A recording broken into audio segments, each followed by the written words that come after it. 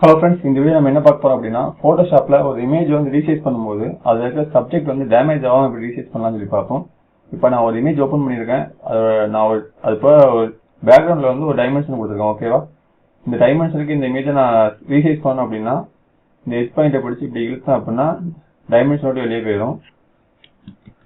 So நான் shift பட்டனை press பண்ணிட்டு மேலே இழுத்து விடுறேன் வைங்களேன்.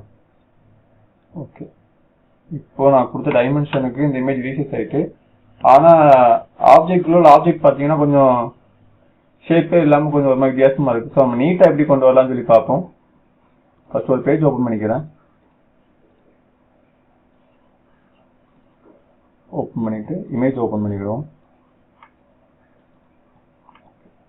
இமேஜ் ஓப்பன் பண்ணதுக்கு அப்புறம் அந்த இமேஜ் வந்து லாக்ல இருக்கா என்ன ஏதுன்னு பாத்துக்கோங்க. லாக்ல இல்லைன்னா அதுக்கப்புறம் செலக்ட்ல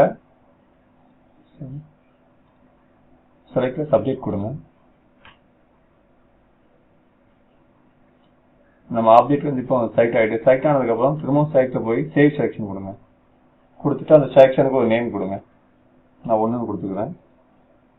ஓகே, இப்போ நம்ம செலக்ட் பண்ண ஏரியாவை டீசெலக்ட் பண்ணுறதுக்கு கண்ட்ரோல் டி கொடுத்தீங்கன்னா டீசெலக்ட் ஆயிடும். ஸோ இப்போ அந்த இமேஜ் வந்து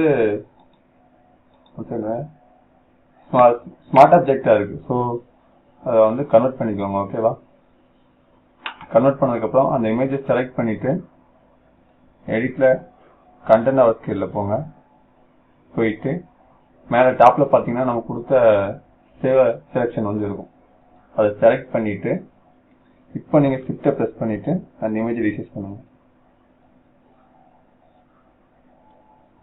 நம்மளோட ஆப்ஜெக்ட் வந்து எந்த இதுவுமே டேமேஜ் ஆகாம நீட்டாக வந்து நம்ம ரீசைஸ் பண்ணிக்கலாம்.